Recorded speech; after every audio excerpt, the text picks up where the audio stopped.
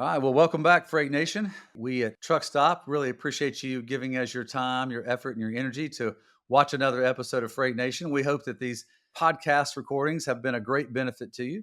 And that's the whole goal. The whole goal is for you to see something different inside of supply chain or transportation and to see some of the stories and how people got into it, what drives them to be great at it, and for you to take some motivation and some encouragement to sort of improve where you are inside of freight, inside of transportation, and the greater supply chain. So that's what Freight Nation's about. We're happy to bring it to you every single episode. I've gotten to do a lot of them. I've gotten to get to know a lot of my friends even deeper. And hey, Freight Nation, this is one of the kindest people you're ever going to meet in your entire life.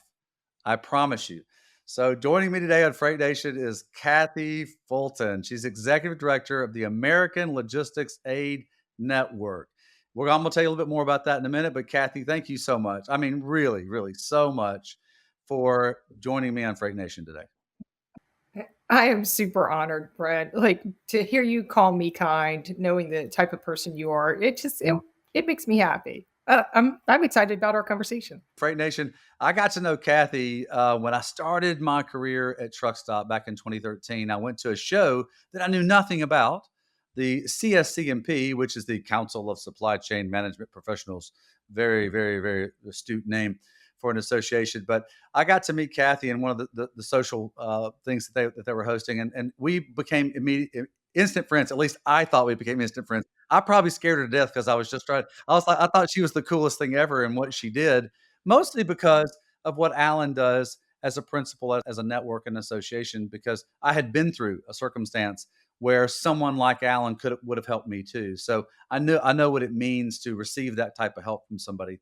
So, but Kathy, it was really, really fun but meeting you in 2013. This friendship has continued since then. Just so you know, Freight Nation, full disclosure, we always want to be transparent here. I got invited. I immediately got Truck Stop involved into the American Logistics Aid Network, and then I was invited to be on the board. I'm still on the board at American Logistics Aid Network, also known as Allen.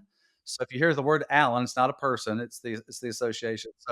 So I'm happy to be a part of it, proud to be a part of it, proud to see all the people that are a part of it. We'll talk a lot more about that as we get into this. But first, as we always do at Freight Nation, I want you to know Kathy. I want you to know what makes her tick, what makes her get going every day, and why she has one of the biggest hearts in the world for helping people through the power of using the supply chain when they experience a crisis. So, Kathy, you've been inside supply chain a long time.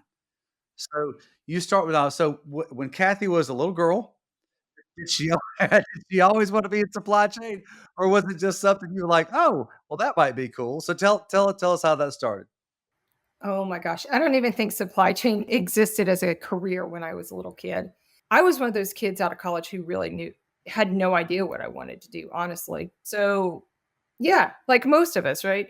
So I started working in IT because it was, that time within within the world where technology was up and coming. And I was doing that for a third party logistics company, Saddle Creek Logistics Services. Saddle Creek got involved with American Logistics Aid Network right after Hurricane Katrina, way back in 2005, right? And I kind of got voluntold that I was gonna.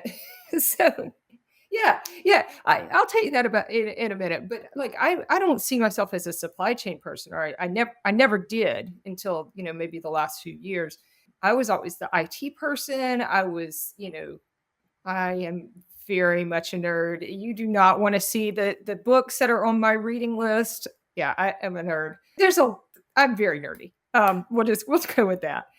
But you know what? I think a lot of supply chain people are nerdy or geeky because supply chain and logistics satisfies that need to problem solve that I think so much of us have. Like, and that's kind of what I love about the supply chain logistics community is there's always something new to tackle.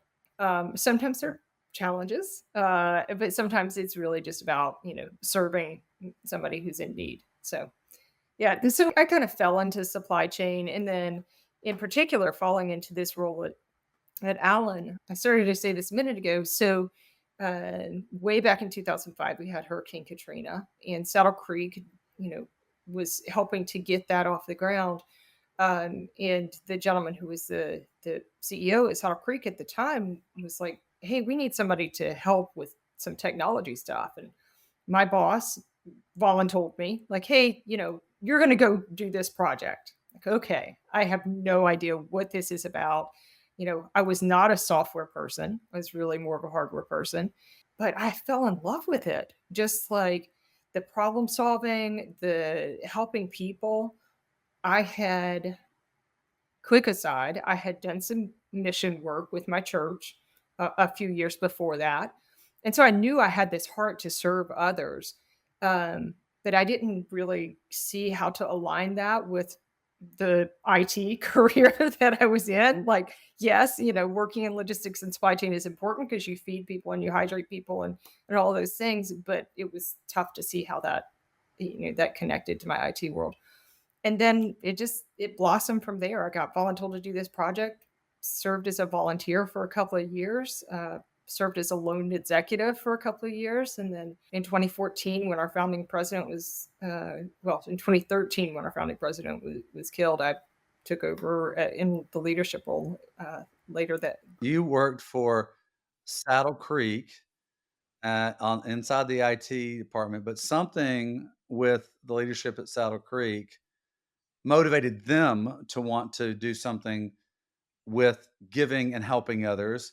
And they didn't just go, we'll just find some random person. My guess is they kind of knew you had a heart for helping people just in general by knowing you. So, how did your company's sort of Saddle Creek's point of view towards that sort of service to others match up with yours? Yeah. Saddle Creek has always been about helping others both within their facilities, like their commitment to their own associates is beyond compare. I've worked for a few companies in my career, and just that commitment, and it has to start there, right? You can't serve the community and not serve your own associates, right? That looks bad. So I knew, well, I mean, it's disingenuous, and right, and they're not. They're very committed to respecting the individual, like is one of the top values, right? And so I think seeing that they wanted to serve the community, they wanted to be involved in this because Allen is really all about using what we do every day to help others. And I think Saddle Creek saw it as a unique way to get involved with that. Why me in particular? Who knows, right? Like maybe, you know, maybe they saw I needed a challenge. I think that was some of it. Leadership development. They were, always to this day are very good about ensuring that their associates have opportunities to learn and grow and do different things. And so this was an opportunity to move, kind of out of that managerial role, more to, a true leadership role. It was just a really phenomenal opportunity. It was scary. Like it was supposed to be a 1 year commitment, right? And I didn't know, like, was I going to have a job to go back to? Was the person, my number two that we had hired? I mean, we had specifically hired this person to replace me someday when I moved up, but I was like, am I gonna miss out on a year of development here and advancement? And it turned out that it really didn't matter anyway. But I knew that commitment was still there. Like I was still meeting with my boss at the time, having those conversations about how's it going, how's this, what are you learning from this? This is really unique opportunity to all of the companies out there. Like if you have an opportunity to allow your employees to go do something else for even a short amount of time, a week, 2 weeks, 6 months, let them go do it. I mean, just the things that they will bring back to the company, just really, really phenomenal. So I'm eternally grateful to Saddle Creek for just putting that trust in me. Yeah. So, Kathy, what great advice on that one. So, Freight Nation, here's a pro tip on this one. If you own a business or you work in a big corporate type business, the most important thing, the most valuable asset that any business has are the people, and they walk out the door every day at 5 o'clock, right? So, the idea is how do you grow them? And so, to Kathy's point, just what she just said is, find if they have a passion for something and they may need to take a brief period of time to go learn that, do that, invest in that, invest in them doing it, because you will it will pay off in spades for your corporate entity, because it'll grow them, which allows your business to grow as well. So what that's really really great advice. So Kathy, you okay? I know your heart, so I know you were born this way. Okay, this isn't something that you took a class in school or you read a book and went, "Oh, I think I want to be that way." You've been this way since you probably came onto this planet. So how did when you started working, when you made that transition from sort of the IT world, which was really, really second nature to you because you enjoyed that, right? So when you made that change to working for a nonprofit that organizes businesses to help in crisis situations, natural disaster crisis situations, all different type of crisis situations, how did that well, you said it scared you a little bit. I think it would scare anybody, but it also motivated you. How did that blend together? What got you going on that? I was giggling, and I'm gonna say this before I tell you what motivated me, but you said you were probably born that way.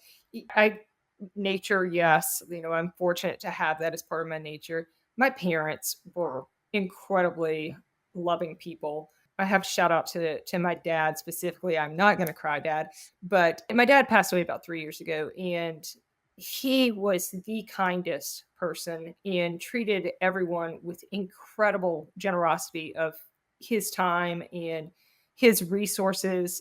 Like I can remember us not having a whole lot when I was a kid. And he would still take in giant paper bags from our garden to the person who worked with him who had even less. Right. It's so like just that I, I think nature and nurture, and Yeah. what And our where was parents that want. you grew up? Yeah, where was that you grew up? I grew up in a little tiny town called Natchitoches, Louisiana. It's about halfway between Shreveport and Alexandria. Now everybody knows where Shreveport is because it's like become this big freight hub. But yeah, so Natchitoches, it's actually the oldest town in the Louisiana Purchase. So, yep, 1714. I'm proud to be from there. I no longer live there, but I'm proud to be from there. So yeah. So, what motivated me? The stakes are really high when you work in humanitarian relief, right? And that desire to make sure that people were getting what they needed after disaster.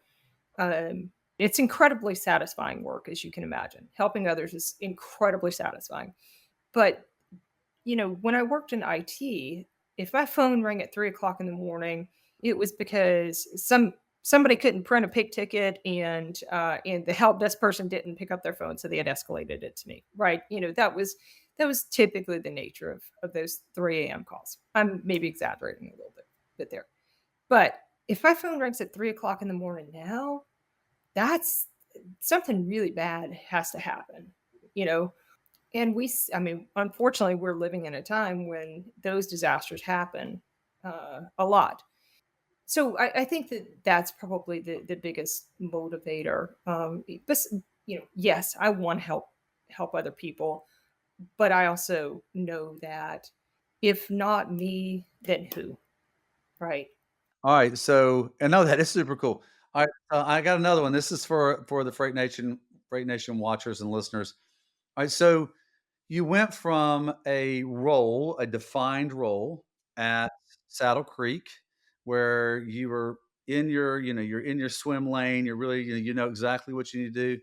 To now becoming an executive at a network of companies through a network of companies that goes and helps others in desperate need. So you became a leader, which gives you, motivates you, forces you to learn how to manage that role. So for the Freight Nation watchers and listeners, what is it like to go from a defined role to now a leadership role where basically everybody throws you the problem, right? Everybody throws you the problem. And so talk a little bit about what did you learn through those processes and granted, you were already in the water. You're deep. You're already deep in this. So you can't like just jump out. You're already ready. Yeah. So what was that like? And what did you learn through those processes that helped you understand how to navigate and do your job with excellence? Yeah, you're right. You get working in humanitarian relief, you get all kinds of crazy problems. And coming into an organization that was still really young, that was still trying to figure itself out, trying to establish operational procedures, just trying to, figure out who we were as an organization. Number one, it was a lot of fun to be able to create something, right? But I would say, I think the number one thing that I learned was I was not alone in it, right? That network of people, it was, I felt like it was small at the time, but I look back and I go, gosh, I've known Brent for 11 years now. I've known so and so for, 16 years now. That ability to just pick up the phone and call somebody and say, how do I do this? Right? I think part of that is special and unique to coming out of Saddle Creek, coming out of that third party warehousing, that network of third party warehouses, third party logistics services providers. Like, you're only differentiated on your price and your customer, because there's not a lot of secrets in that world. If you're going to store something, there's just not a lot of differentiation. And so there's a great amount of trust that exists within that network between competitors. And so it was really unique to me to be able to see that, outside of my little IT sphere and say, oh wow, it doesn't matter if I'm calling Saddle Creek or I'm calling Port Jersey or I'm calling Kenco or whomever. They are all willing to help with this because it's bigger than them. It's bigger than their business. This is really about our country and about our world. And I think that's the biggest thing I learned. It's like there are things that people will do when they realize it is for the greater benefit. That's a steep learning curve. And let me I wanna ask you this because this is unique, 'cause you experienced something else too that's not everybody goes through. Most of the time, someone gets the job because somebody else decided to go take another job somewhere else, or they retire. Yours was different. You ended up stepping into some shoes after there was a tragedy. And so, do you mind talking about that for a second and like how you kind of even walked through that? Because part of your responsibility was to help the people that were relating to that person get through a loss as well. So talk about that because this is unique. I've not had anybody else on the podcast that assumed leadership in something along the same ascension lines. Yeah, I didn't serve in our military, but people who did have said it. This is what we call a battlefield promotion, right? Yeah, you've lost your leadership. Brent, I tell you, August of 2013, so 11 years ago, Jock Menzies, who was our founding president, who I'd worked beside for 3 years, really at that point. I had actually spent the week prior with he and his wife, spending some time at their house in Annapolis, doing, making some visits up there. We were all, I mean, like, we were crushed. This man is still beloved.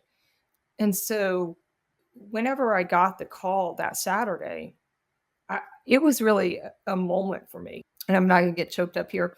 I really felt like, I have a decision to make, and the decision I make is going to shape the course of this organization. Do I crawl under the blanket, pull it over my head, and say goodbye to Alan? Or do I put on my big girl pants and figure it out?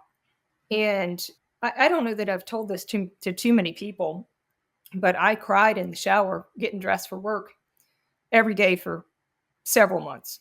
I did not know if I could do it, didn't know if the organization was going to survive. Um, I felt like I didn't know anything, right? And I guess I'm doing something okay because we're still kicking, you know. I think what I learned from all of that was you've always got to be prepared for surprises, and you cannot leave your organization in a position where the people who work in it don't know what to do if something happens to you. And I'm not saying Jock did that because obviously, we survived, but like contingency plans, leadership succession plans, all of those things. Like, if I could preach anything to anybody who's out there listening today, like, just make sure it's taken care of. And I guess the other thing I learned is, we can all do more than we think we can. But like, what's the Winnie the Pooh quote? You're smarter and stronger than you think, or whatever. Is that Winnie the Pooh? What a great quote from the Pooh. At least that's what the internet tells me. It's like some Winnie the Pooh quote or something. Yeah, well, Kathy, because I know your heart, I'm not surprised the decision that you made because I know that when you see a struggle or you see a problem or you see a need, I know Kathy's first reaction, it's not flight, it's fight. It's go at it, go hard at it, and go try to find the solution to the problem. So I'm not surprised. And I'm also not surprised that it was emotionally hard because things that are shocking to us come with come with that extra baggage of emotion, that you have to deal with something and you weren't if this wasn't your decision to do, but this is your decision now to make. So I know that Alan is very appreciative that you made that decision to fight, continue to fight. And the thing is, nobody would have probably saw a problem if you just said, "I can't do it." So but you're right about this. And Freight Nation, one of the greatest things Kathy just said is, you really don't know your own capacity. You just don't. You just have to keep stepping into more responsibility, and you will grow into it. So that, Kathy, is great medicine to the Freight Nation listeners. So thank you so much for that. No, serious. I learned this doing marathons, because I had no idea I could run a marathon, and then once I ran the first one, it's like, "Oh, I think I'm gonna do another one." And then it was like, "Of course I can finish a marathon." If you would have asked me before that, I would've said, "Nah, I don't think so."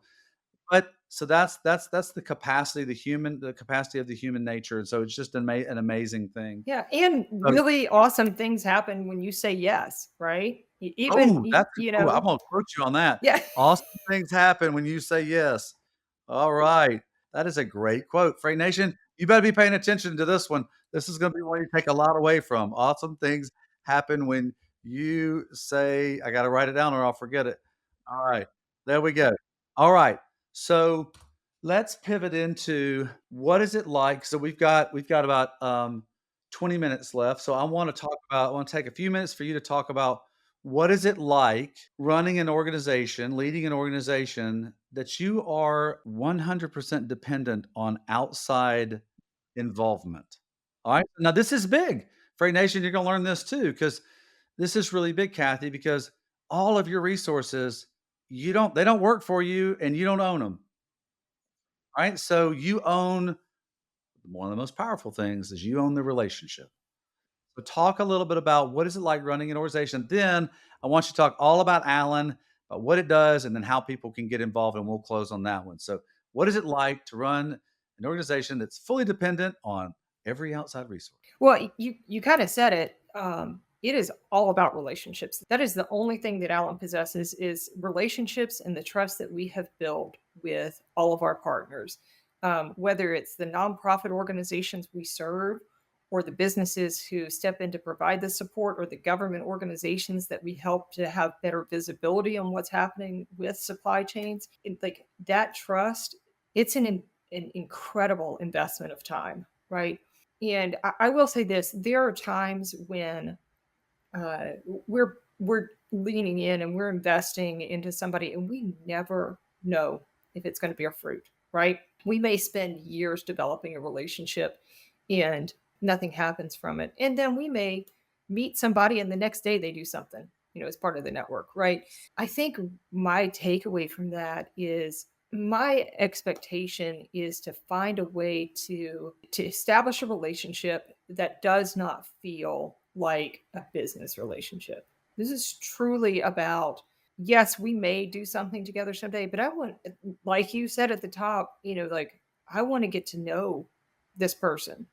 Like I am truly invested, and maybe that's just me as a person, but I see it from the two young women who are working with us now. Like they love people. They love understanding who people are. They're curious.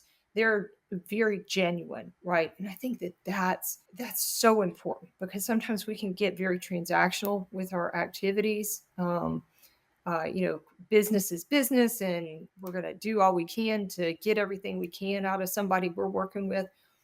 That's not who I am. That's not who I want our organization to be. I want us to serve others. I want us to give back. I want us to pour into people into their organizations. And my belief is that by doing that, it's going to bear fruit for others. It's not self-serving. I collect a salary, but I'm not, racking up, shares of anything other than right. I'm racking up shares of love in my heart, maybe, but it is about not. I feel like I want to say it's about like not having expectations of others, but I do have expectations of others, right? My expectation is that they're going to be a good person because I'm going to be a good person to them. They can say no to me. I can call and ask them for something and they can say no to me. I'm still going to love them. I'm still going to have a relationship with them. It's not going to change anything. Why does that matter? I should probably at least spend a little bit of time talking about what the organization does so that people understand We all of this will, in we will. Yeah, context. yeah, yeah. So, yeah. We will talk about that. I just wanted you lead an organization that's about kinda like the golden rule, which is you wanna do unto others as you would want them to do unto you, which is you would if you were stuck in a ditch somewhere, you would want your friends to come help you get you out of the ditch, because that's what friendship's about, and sorta Allen is along the same lines, except you're doing it on a scale in a marketplace that's trillions of dollars large because you deal with every major association inside of supply chain.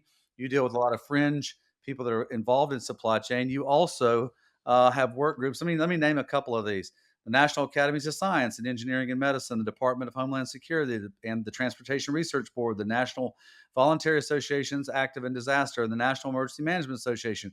She works with everybody out there. She is so connected everywhere in this marketplace because of the purpose of what you do.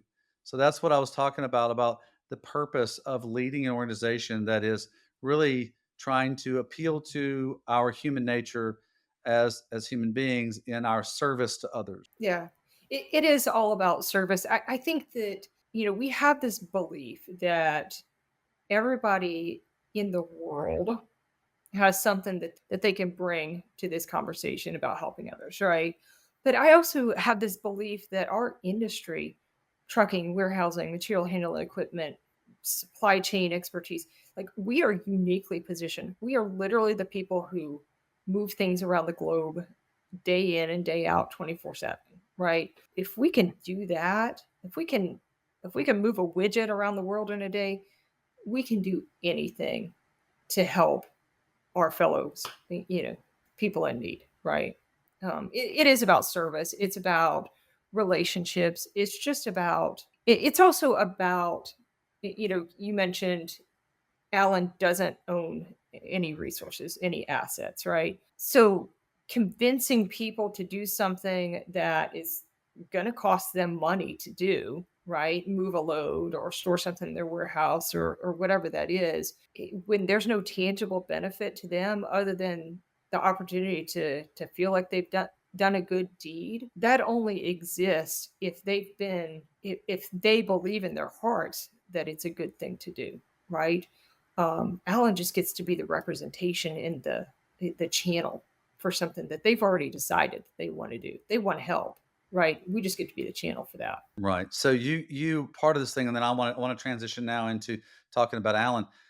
You actually can take, and this is so Free Nation, as you're listening to this and you work for a company, I want you to think about if there's a crisis somewhere and it's in, let's just say it's in your state, it's in your part of the country, it's in your part of the industry, and you feel motivated to help, you need to know how that help can be best administered to people. And this is where Alan comes in.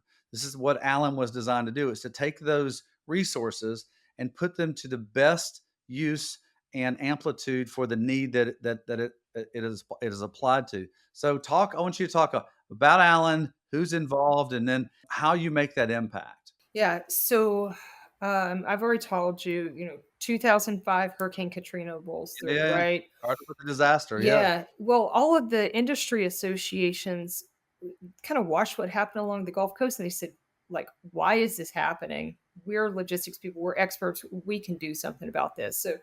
Um, so Alan was formed to really be the industry's response to disaster, to really figure out how to provide logistics expertise and knowledge and services to support disaster relief efforts. And it's to support anybody who needs that, right? The nonprofit organizations who respond, the businesses who need help after a disaster, the government emergency management folks, right? So we do it in a couple of ways. The most tangible way that people typically see our work is we are helping to bring together nonprofits who are responding to disasters with logistics services providers who can donate their services, right? So, say, an organization is trying to feed or shelter or hydrate people who've been affected by a disaster, but they just need some transportation support, right? Their budget, for whatever reason, does not allow them to pay for transportation. They can come to Allen, and we go out to our network and say, hey, here's an opportunity to use your network, to use your resources for good. And businesses step up, right? They see this opportunity, but we're just making that match, right? We are matchmakers. We allow people to to figure out how to connect with one another, how to do good. We also provide information. So if there's a storm out there, we're making sure that businesses have all the information that they need to prepare themselves. Whether that's things like I'll just give you an example. There's Hurricane Debbie that's happening in Florida and Alabama, Florida and Georgia, and South Carolina, and each of those governors of those states has issued transportation waivers for people who are responding, people who are delivering things. Now that could include trucks that are taking stuff to grocery stores, right? But that we bring that information to the business community, right? So that's part of our give back. Hey, we want to make sure that you have this information so that you can keep your business in business, and ultimately we hope that because your business stays in business, you're willing to then provide support to those who've been affected. Right. So tell the Freight Nation watchers and listeners about, like, just name some of some of the associations and companies that are involved, because you can talk about transportation. I do want you to about how transportation people can get involved, because that's the lane that serves in.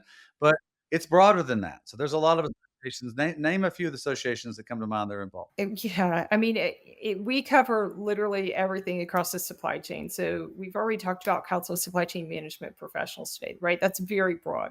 Transportation, we work with TIA, transportation intermediaries, OIDA, the owner operator independent drivers, ATA, and all of the different state trucking associations. So that's kind of, and then a lot, the NMFTA, and like I know that I'm forgetting people and I'm not looking at a list. So if you are listening to this and you're one of our association partners, please forgive me.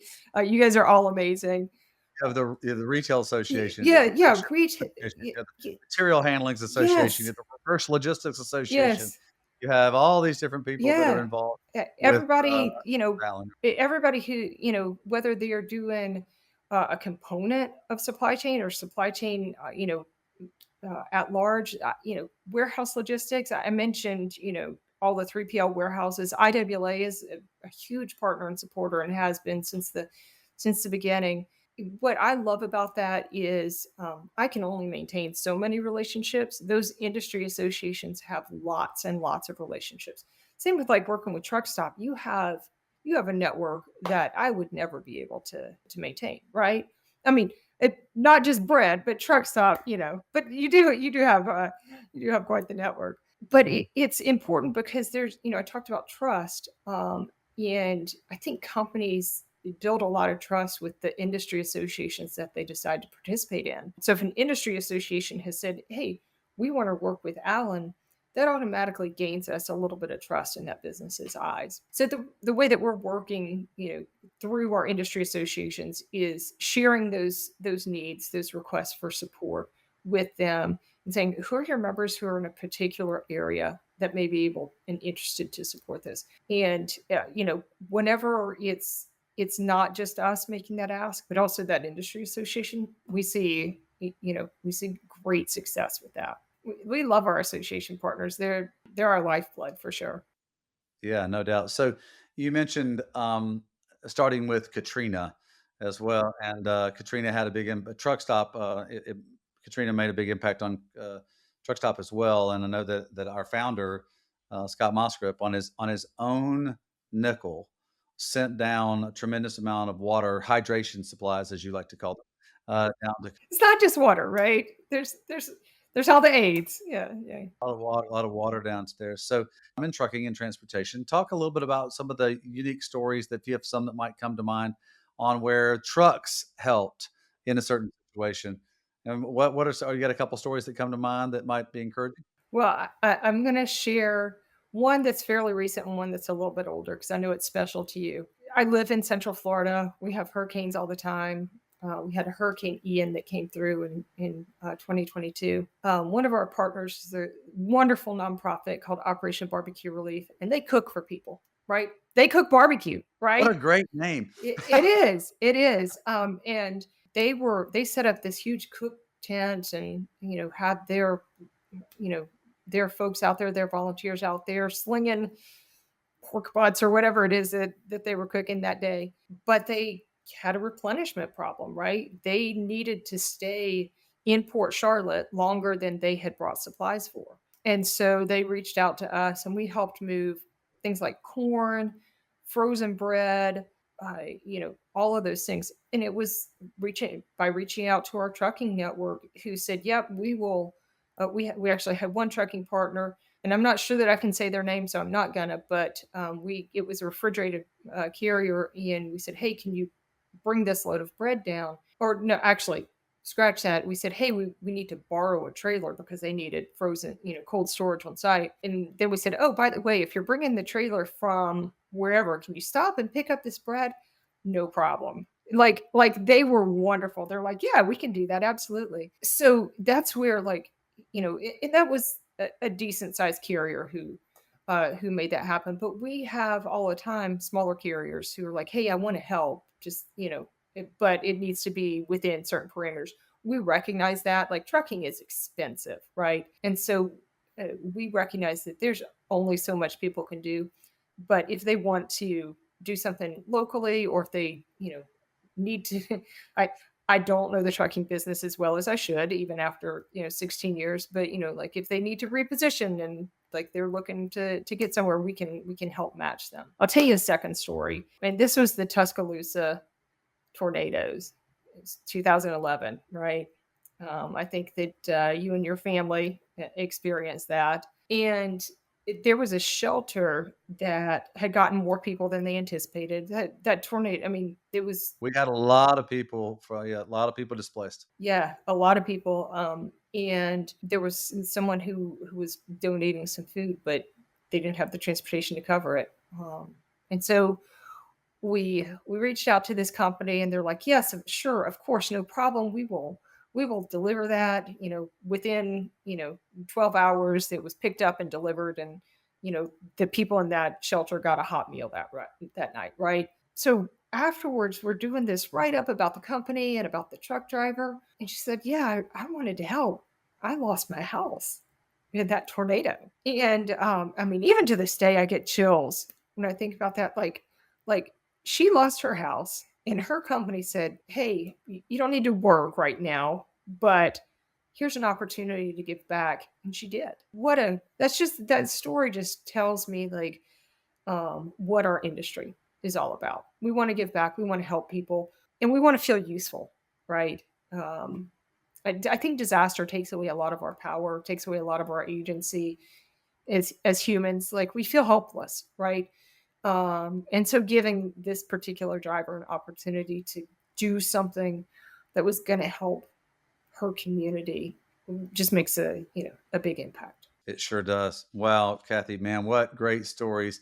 Thank you for talking about your journey in transportation, your heart, how it got changed, and you just ran straight into the fight to help people. And what an inspiration you are. So, Freight Nation, I hope that you took away the inspiration that I've gotten to see and be firsthand with for the last over a decade with Kathy. But so, Kathy, how do they get in touch with Alan to be involved?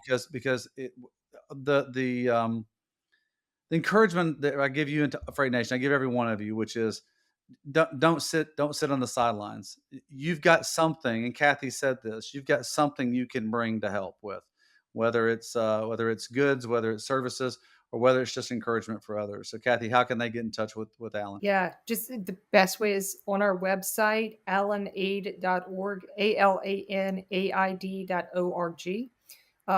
There will be a banner for whatever current disaster is out there happening right now, or a link.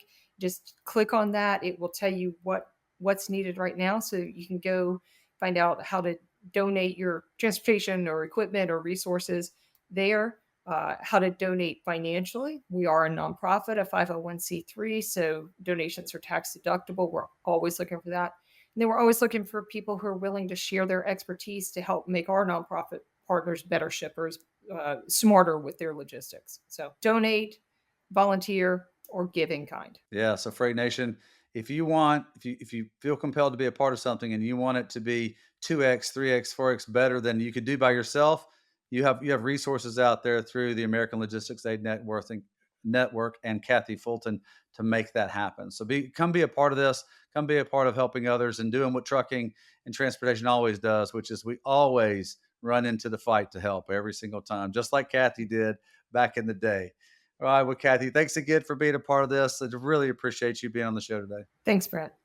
Oh, you're so welcome. All right, Freight Nation, that's a wrap. The end of my Freight Nation, I always have a nice little statement. And my statement, and this one is, it means more today than ever, which is work hard, be kind, and stay humble. All right, Freight Nation, thanks a lot for watching and listening. We'll catch you the next time. On behalf of the Truck Stop team, thanks for listening to this episode of Freight Nation. To find out more about the show, head to truckstop.com/podcast. If you enjoyed this episode, make sure you hit subscribe so you don't miss any future episodes. Until then, keep on trucking and exploring the open roads with Freight Nation, a trucking podcast.